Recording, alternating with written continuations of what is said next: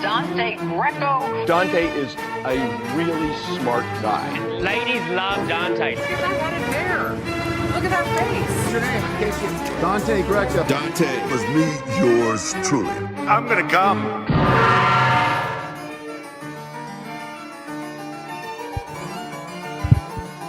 What's up? What's up? Welcome to the Dante Greco Show. We're here on Wednesday. Let's get into the news. So much is happening. A new development in the Ohio quadruple slaying.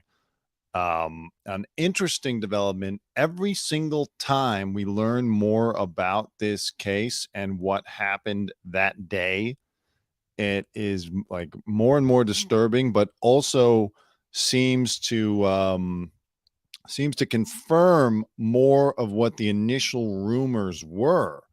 So, Idaho murder victims Xana Kernodle and Ethan Chapin were found by his best friend, who checked for a pulse on their bodies and made 911 call from surviving roommate's cell phone 8 hours after attack, sources claim.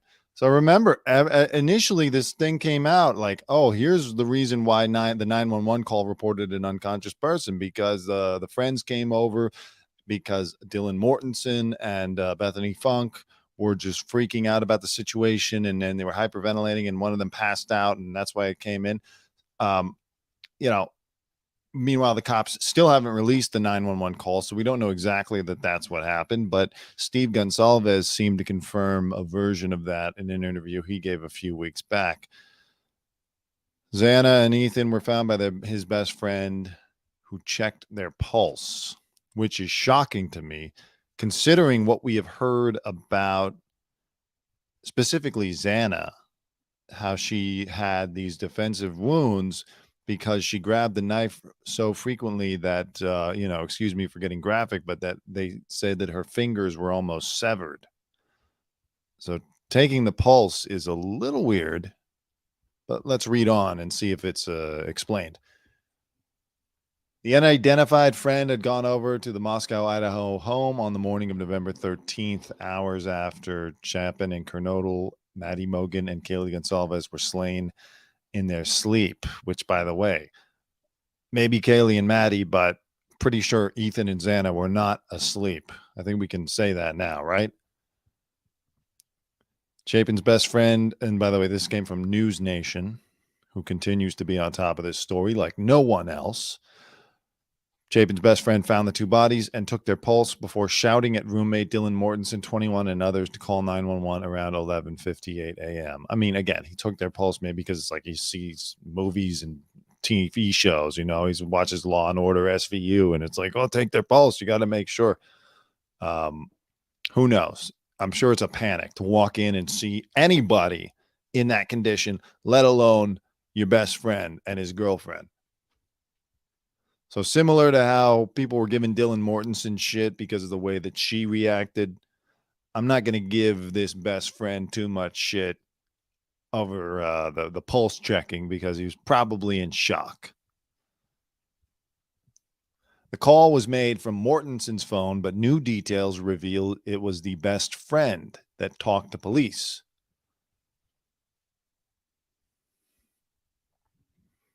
Yes, and it goes on that Mortensen allegedly believed the sounds of four of her housemates being brutally murdered were sounds from college partiers in her house. Again, this is another new development, and like, I don't hold that against her. You don't expect that people in the house are being murdered. That's like the last thing you suspect, unless you hear gunshots or something. If it just sounds like rustling and bumping and floor stomping, you're going to think it's a party because it was a party house. We saw how many police body cam videos have been released in the last couple months, showing how many times the cops had to show up to the house to tell them to turn the music off or turn the music down, or, they're going to ticket them next time they have to come out. Calm down, you're being loud, she reportedly yelled at 4 a.m. in addition to, I'm trying to sleep. God.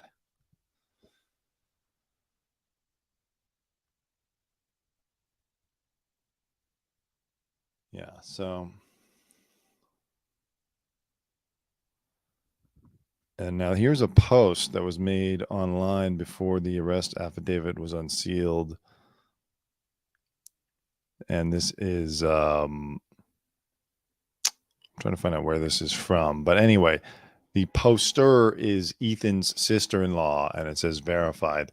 X and E were in her room. 911 caller was the friend who went in because D called him to come over, D being Dylan Mortensen, to come over because she was scared from what she had heard in the night. He went to X and E room first and then called 911. Why D or B didn't call the police once is the question. Sister-in-law continues, yes, I hope it will come out what D heard. D supposedly called all the girls in the house after the crying and screaming stopped and no one answered, and she still didn't call the police. She needs to explain herself and her actions that night. Okay, so she's upset, and I'm not going to hold that against her either. That is a little strange. It's a little strange. You're crying and screaming. I mean, what kind of a party is crying and screaming? But okay. This was a Reddit thread. Okay, that's where the sister-in-law posted.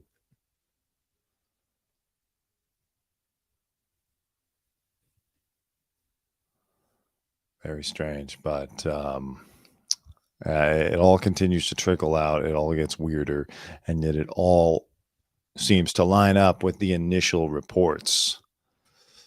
Xana, Kernodle. Let's see if anyone else has more details. Let's go right to the source, News Nation.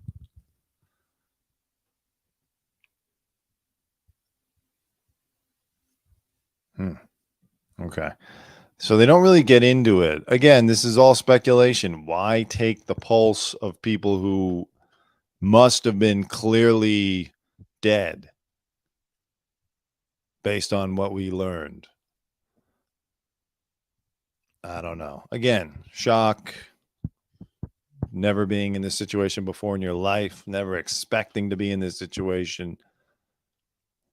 Yeah, you know, what are you going to do? But so that's that. That's the update on the Idaho case.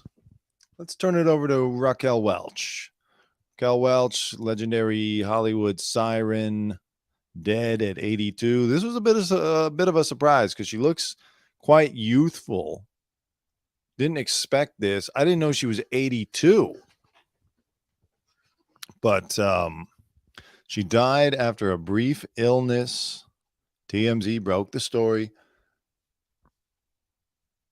She rose to fame in 1966 with her back-to-back roles in Fantastic Voyage and 1 Million Years BC. From there, Welch's profile blew up, and she was one of the most sought-after female stars throughout the 60s and 70s. Yeah, you know, she's one of those people. She had the timeless beauty. Oh, my God. I just realized. I was reading this earlier. I didn't put two and two together. She was married 4 times, one of them to Richard Palmer. That guy owns the pizza shop in Beverly Hills that we always used to hang out at when I was at TMZ. Hilarious. Richie Palmer. My condolences, by the way. Anyway, she's got the timeless beauty. My fiance actually thinks that she, and I do too, by the way. I think I'm the one who started this, that she looks similar to young Raquel Welch, you know. So hopefully she'll look similar to an old Raquel Welch one day too, because Raquel Welch really held on to her looks. She had the glamour. That's why it's weird. She seemed sturdy. Brief illness. She died. You know, back then, it's a weird thing now because with social media, social media and advancements in, I guess you could call it makeup technology, like everybody can look great with the right filter and the right makeup. And now we can see everybody because of social media. Like back in the day, there were only a few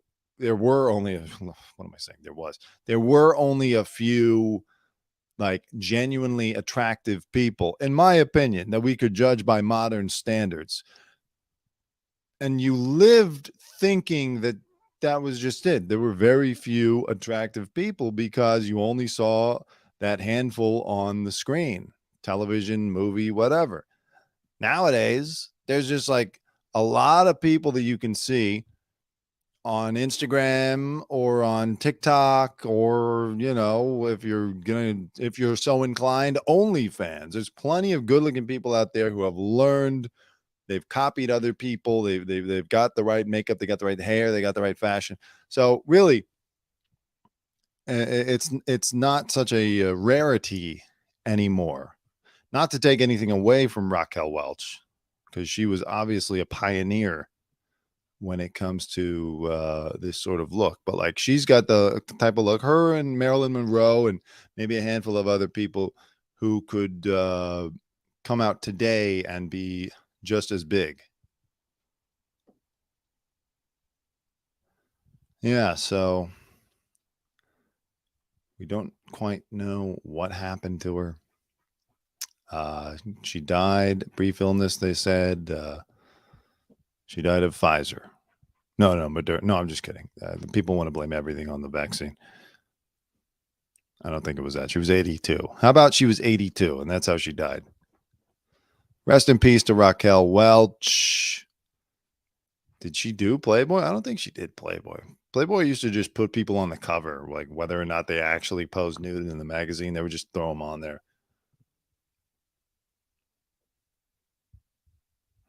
She had a son, Damon Welch. Whatever happened to him? There he is, a little bit older. Okay. Yeah, she had a big career, but we're getting to that time when all of the major pop culture figures and artists of the mid 20th century are starting to pass on. So baby boomer generation is on its way out. What are you going to do? It happens to everybody. It'll happen to my generation, the millennials. The millennial generation's already, we're already the old generation. And millennial sounds so young, but like, look at my hair. You can see some grays coming in. All right. It's happening. We still don't know what those things were that were shot down.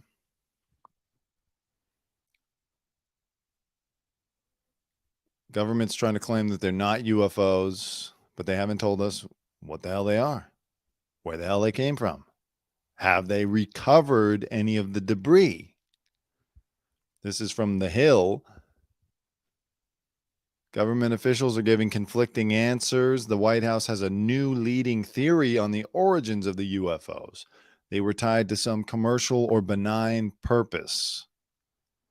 The Biden administration also made clear there is no known connection of the latest objects to China, which sent a massive spy balloon across the U.S. earlier this month. I call bullshit on commercial or benign purpose, because why didn't somebody come forward and say, that's us, Michelin? Oh, you shot down our new prototype blimp. Somebody. And if it was a commercial or benign purpose, rush that out there so you can quash any of this speculation. Do they want us to speculate about what's going on here? And also, we can't fully trust what they're saying to us right now anyway, because they just now came out and told us that that's Chinese, the confirmed Chinese spy balloon. They had been tracking the thing since it took off, and they just let it float all the way across the whole United States. What's up with that? How are you, Marissa? Thank you for joining. All right. Let's continue reading the article. I'm good, by the way.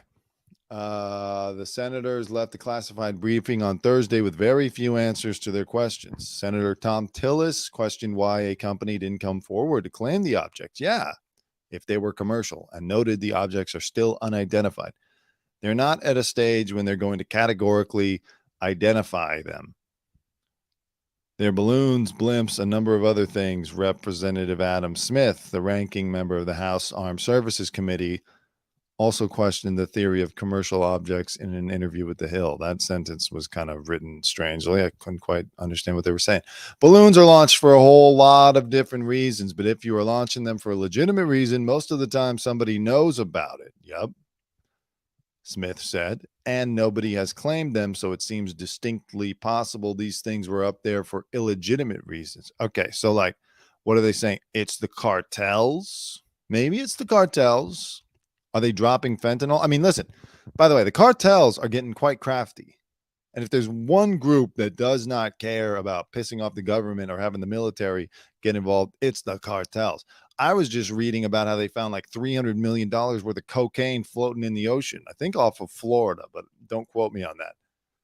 So maybe it's the cartels doing some reconnaissance, maybe where they're trying to find out where people are growing avocados or marijuana, checking in on their competitors. This is just my speculation. If they don't want to say it's, drug related. Meanwhile, crews are working hard to recover the debris from the 3 UFOs shot down over Alaska, the Yukon in Northwest Canada, and Lake Huron in Michigan. You can read more about the reaction on Capitol Hill in the Hill's full report here. Yeah. Now, this guy, Senator John Kennedy, came out and said some, I think deliberately creepy. He made a statement like, after he came out of this briefing, lock your doors tonight. So I don't know if we can believe him. He seems to jump in on whatever the conspiracy trend is when it is useful. Here, I'll play you what he said.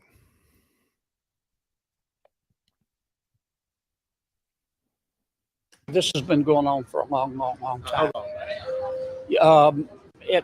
At least 2017. And last week we were told 2019. That's what I took away from it today. Thanks, guys. Appreciate it. Lock your doors tonight. Thank you. This has been going on for a long, long, long time. Okay, so lock your doors tonight. Okay, and that was yesterday. Nothing happened last night, by the way. I checked. He said something before during questioning, and he was like, something, and Jeffrey Epstein. 3 things that didn't hang themselves. But I don't even think he pronounced Epstein's name correctly. I'm going to see if I can find that video. So take what he says with a grain of salt, but it is weird. It is very weird. Yeah. The last 3 UFOs shot down, likely not Chinese spy devices. What do you think? I mean, what are your theories? Here is audio from the F-16 pilots who are struggling to ID the objects. I don't really know what. I couldn't see anything necessarily below. Definitely didn't see it outside of my eyes. Definitely looks like something, there's some kind of object that's suspended in the air. It's hard to tell. It's pretty small. I cannot see it outside of my eyes. 1-1 in the targeting pod. You can see something. I can't tell if it's metallic or what. And there's, I can see like lines coming down below, but I can't see anything below it. 1-1. Looking outside, it's kind of like a blackish. I'm going to call it like a container. I can't really tell though what the shape is. It's just so slow and so small, and you can't see it until you're so close. I don't have to be worried about hitting it before you know it was there. It's almost like a octagonal shape. I'm going to call it a balloon. You can definitely see strings hanging down below, but I don't see anything below it. It's pretty small. I don't know, size of like a four-wheeler or something.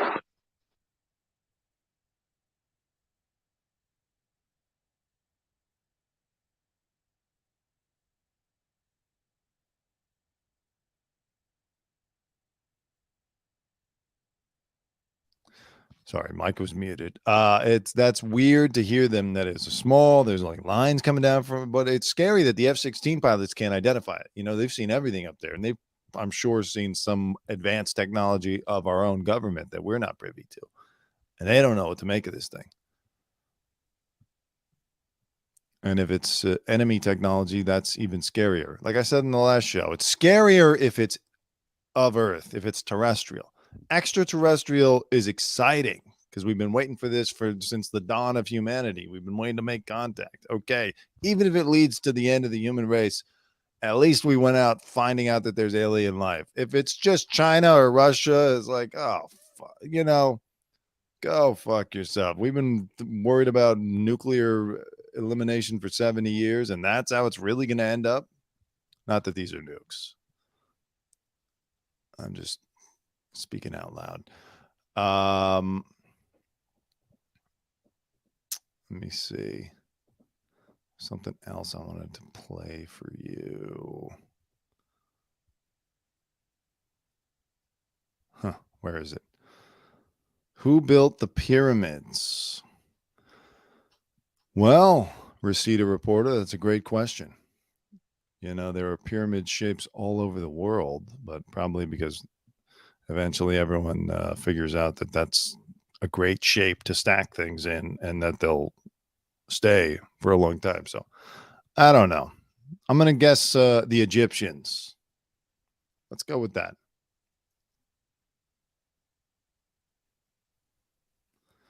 Yeah. What does everyone here think?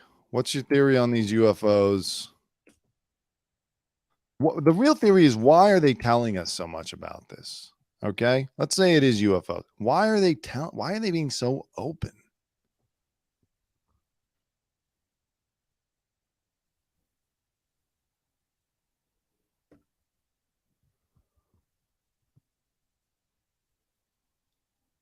Well, anyways, okay.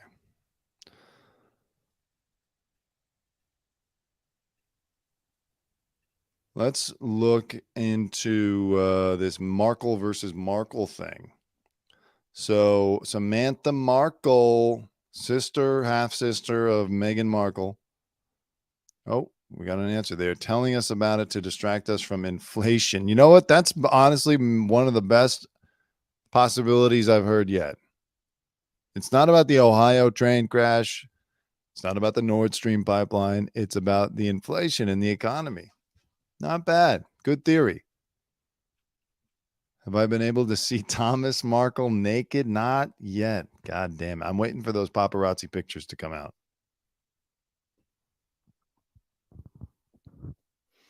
Samantha Markle appeared Wednesday at a virtual court hearing in Florida over a defamation lawsuit against her sister, Meghan.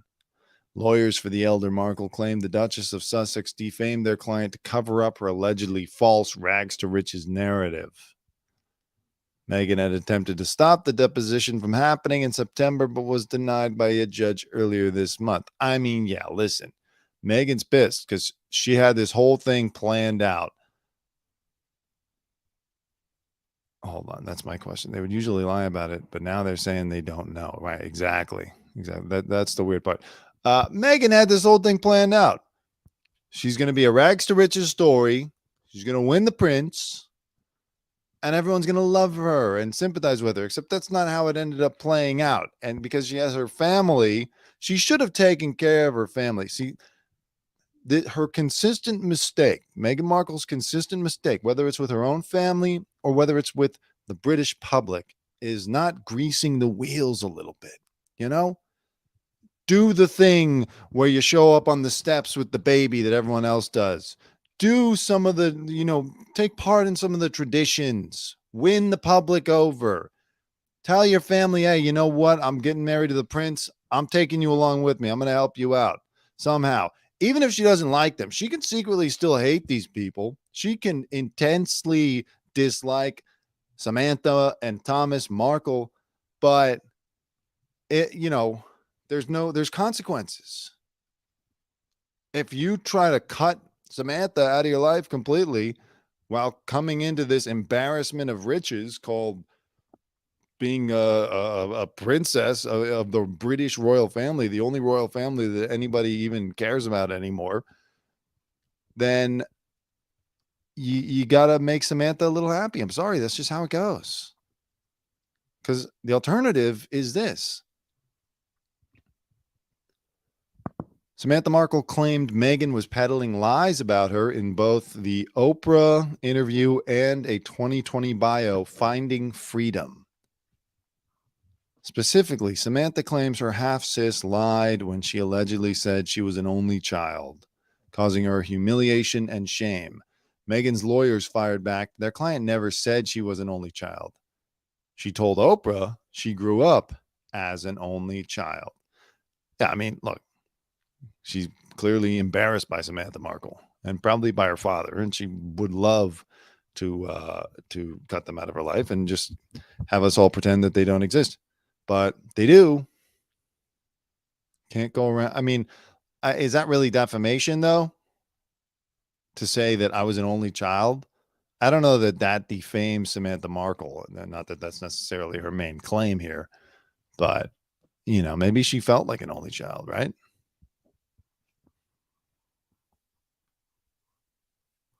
Samantha claimed Meghan lied about her upbringing, and when she got caught in lies, she turned Samantha into a sacrificial lamb and attacked her to cover up her own alleged misdeeds. As for the alleged lies, Samantha points to what she says is Meghan's rags to riches narrative, growing up in poverty when she had a middle-class background. She says their dad, Thomas, paid for all sorts of things for Meghan, including elite private schools, tuition at Northwestern, as well as dance and acting classes. Meghan Markle's lawyers asked the judge to boot the case, calling the claims offensive and inappropriate. Her lawyers say Meghan merely stated her impressions about her life growing up. I mean, that's fair. You feel one way. Even people who grow up with relative privilege can still feel like they didn't have enough or they didn't have what they wanted. Whole thing's very messy. I don't know how they're going to litigate this.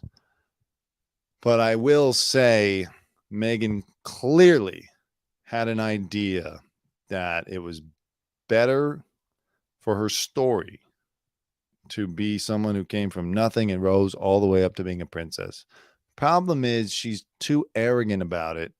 As she said, like, there's the scene in the documentary where she goes, I was on the plane out flying away, and I think it was the pilot came up to me and said, thank you for your sacrifice.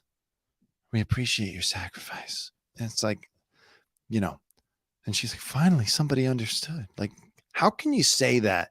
Even if you say that in the interview, somebody should watch that and say, you know what, Meghan, you sound like an ass when you say, thank you for your sacrifice. You're flying out of Britain next to Prince Harry on probably a private jet. And you're telling us you want us to feel like you made a sacrifice? You went from being an actress on a show on a network that most people don't even watch, not really going anywhere in particular, to above the A-list. You leapfrogged into royalty. And yeah, I know it was tough. And yeah, there was racism, and I'm sure it was uncomfortable living in the palace. You know, those poor Meghan and Harry, they had to move into that little tiny cottage that's as big as a goddamn mansion in Beverly Hills on the palace grounds. And Harry was embarrassed to show her that little cottage. I would be if I told my girlfriend, before she became my fiance, that's where I live, I would have gotten engaged like 3 years sooner. Holy Christ.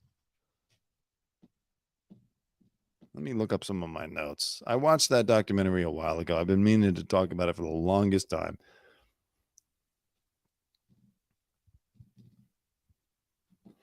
I lost my voice like 2 months ago. Right when the documentary was happening, I lost my voice and I couldn't talk about it, and it drove me crazy. I can't find them. Apple's Notes app is shit, I gotta say.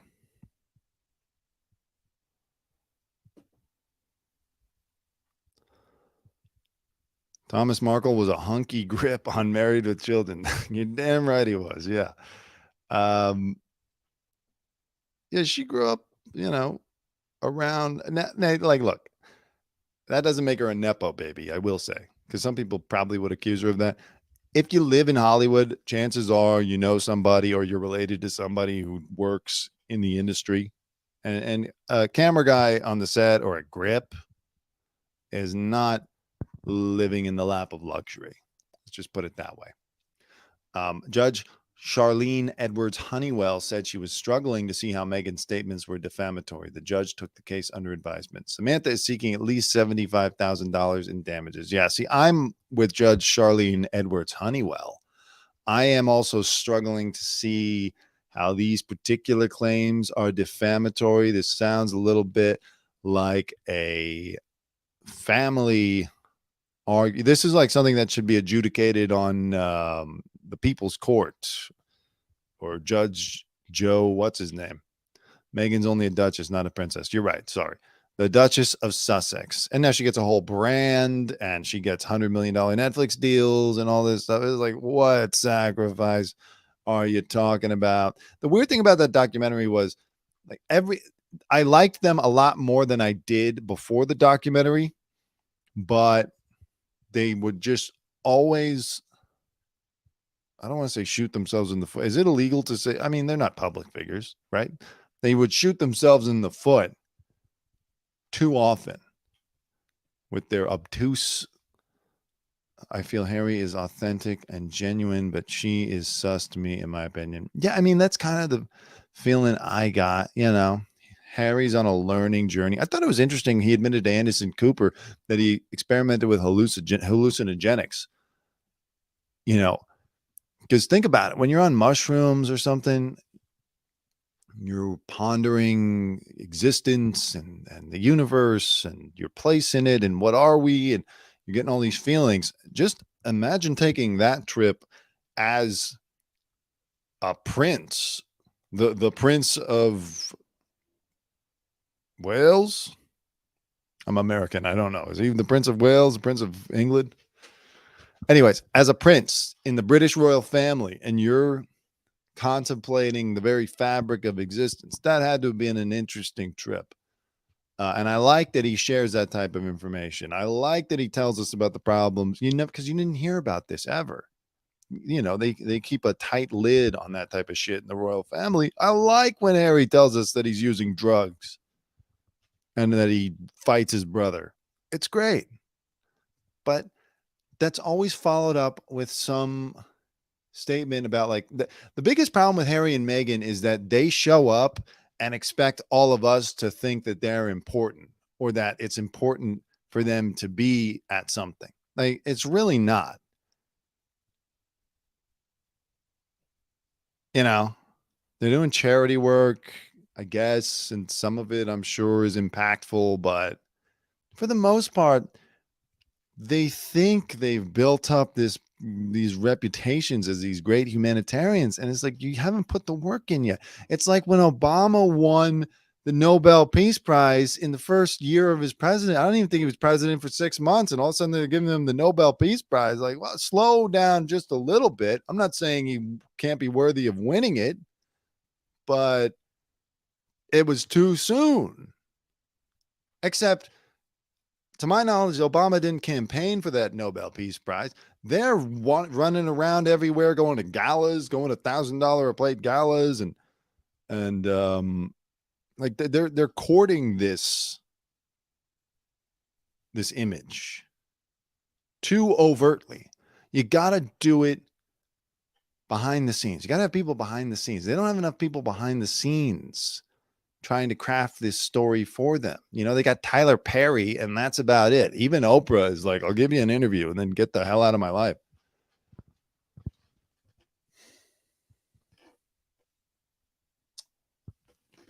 Let's continue reading about this.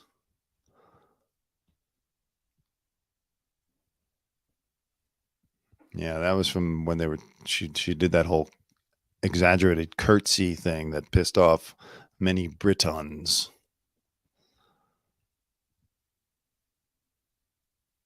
She's got a big ego. She clearly has a big ego. You got to have a big ego if you're going to try to go into Hollywood. And she had a moderately successful career, you know, way more successful compared to, you know, any jerked off wannabe actor, waiter walking around LA.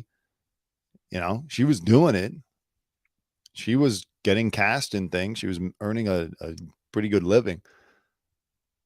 but she wanted too much too fast.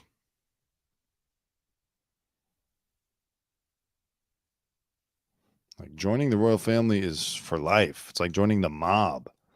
You know, you're in there for life, so don't rush. Don't just start doing hits every which way, everywhere you look.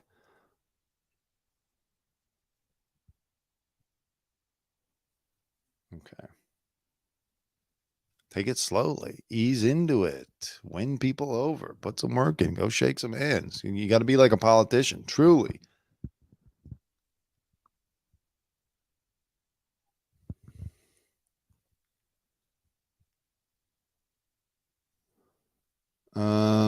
Not every this is what Meghan's lawyer said. I'm reminded of the old saying, don't make a federal case out of it. Not every perceived slight ought to be litigated, and that's true here. Plaintiff is taking issue with Meghan's own impressions of her own childhood growing up, but that's not a proper subject matter for a court of law. Yeah, I'm on their side on this. I have decided. I agree with them. It's a weak lawsuit looking for some quick settlement money. You know, Samantha Markle, I don't know her. I don't want to defame her. I don't need her lawyer coming after me, but just because the public doesn't necessarily like Meghan doesn't mean that Samantha Markle is a saint.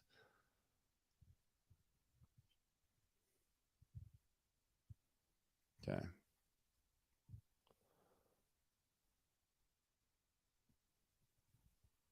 Take trend, blah, blah, blah. Okay. So that's kind of what it is. What else were we supposed to talk about today? Oh yeah. Rosita Reporter. Are you still watching? Comment if you're still watching. I want your opinion on this.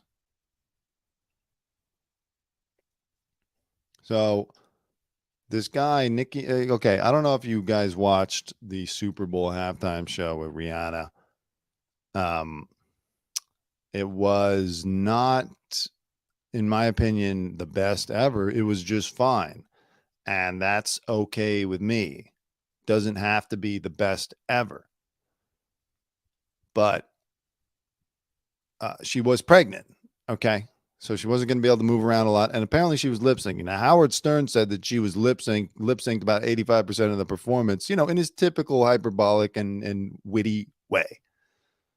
So today, many people took that as a criticism, of course, which it is. I mean, it's a criticism.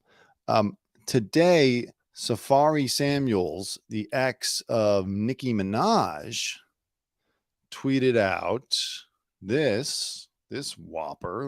Let me put it up for you. All right. And Rosita Reporter, I want your opinion. You've been on the show before, and you are of the Jewish faith. So I'd like your opinion here. SAFAREE Samuel says, no Rihanna slander will be tolerated by these white outlets. Fuck y'all. Howard Stern, this isn't 1995. No one gives a fuck about your opinion. Go get a nose job with your fake ass wannabe afro, then go suck your mama. Okay, so go get a nose job. Rosita Reporter, is that anti-Semitic? Please answer. Please answer now. I need to know. Because as we know, Howard Stern is Jewish. So when you say go get a nose job to a Jewish person, that could be construed as anti-Semitic. I think Howard Stern actually already had a nose job. But I don't know. You know, what bothers me, it's not Rihanna's fault because I don't think she foments this type of response necessarily. But like when you have to be like, no, you can't criticize Rihanna at all. You have to say it was the best thing ever.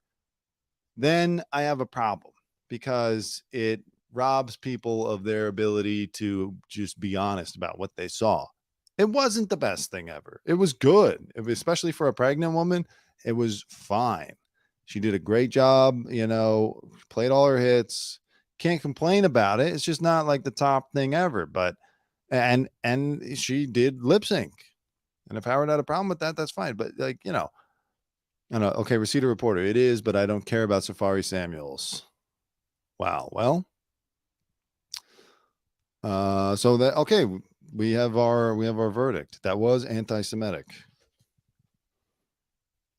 But you're right. SAFAREE Samuels isn't exactly famous anymore. I don't know if he's on a reality show at this point, but his biggest time was when he was with Nicki Minaj. Personally, I don't really like SAFAREE Samuels just because when I was a TMZ camera guy, I don't remember him ever being cool in particular.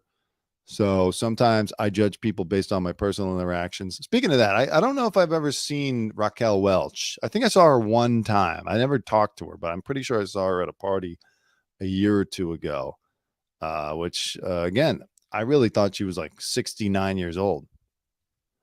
I didn't think that she was close to her 80s.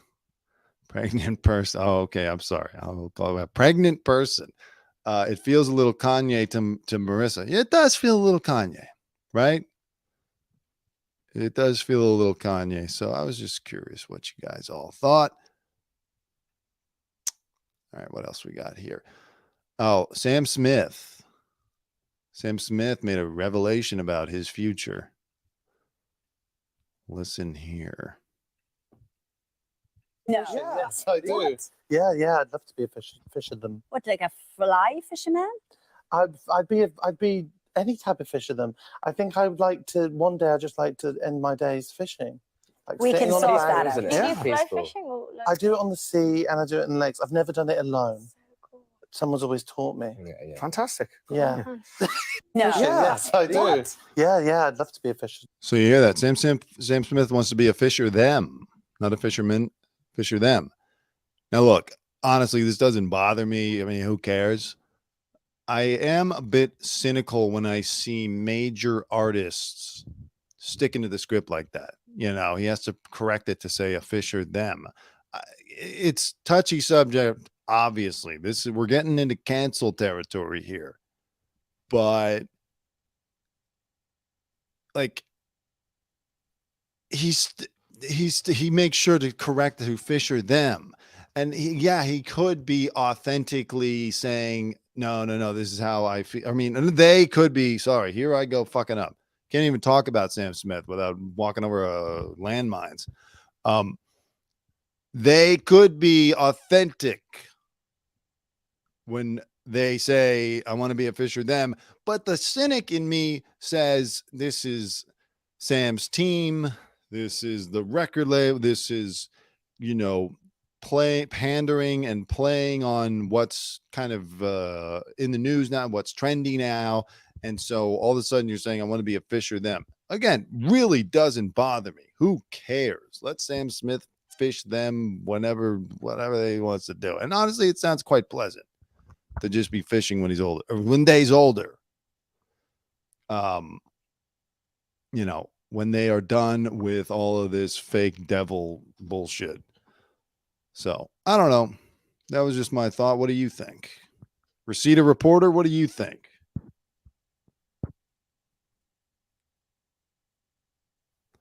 What else we got here?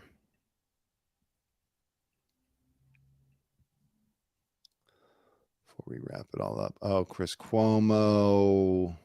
Can consume you. Italians are so passionate that I had to accept because I was going to kill everybody, including myself. Things can consume you. Italians are so passionate. And I really had to fight against that because, just like you did, I got too many people counting on me. Don't drag Italians into this. He always plays up his Italian heritage. I've never heard an Italian person say that calling an Italian Fredo is the N-word, which was Chris Cuomo's big argument with a guy in a bar that was taped. That's like saying the N-word to Italians. Fredo. But anyways, he was pissed after he got fired by CNN. He wanted to kill himself. I had to accept because I was going to kill everybody, including myself. Things can consume you. Italians.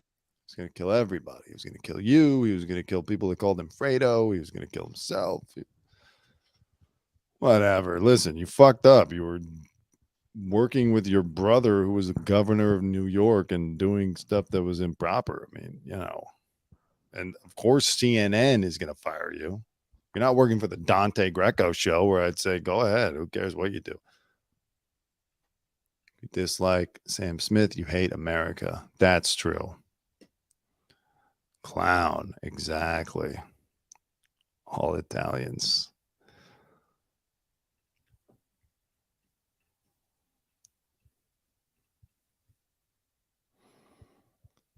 Oh, yeah. Check out our interview with Shakur Stevenson on the Fight Season podcast. By the way, if you're into boxing, got a great, fun interview with him. Do we have anything else that we need to talk about today before we wrap it up here? Let me check my list. I think we covered everything. So that'll probably do it. You know how I am. I'm going to keep posting. I'll do another show in like tomorrow or something. And thank you for watching. I will see you on the next episode. Have a good life. We will see you soon. Much love. Thank you. Love. All right, Dante. So once again, thank you to my brother. Tell him your name again. Dante Greco. 2 words. Made in America. Dante, you're doing great. I never anybody over in my life. It's from. Listen, I want you to leave my good friend Ringo alone. Yeah. Pal, Hal. Have a good day.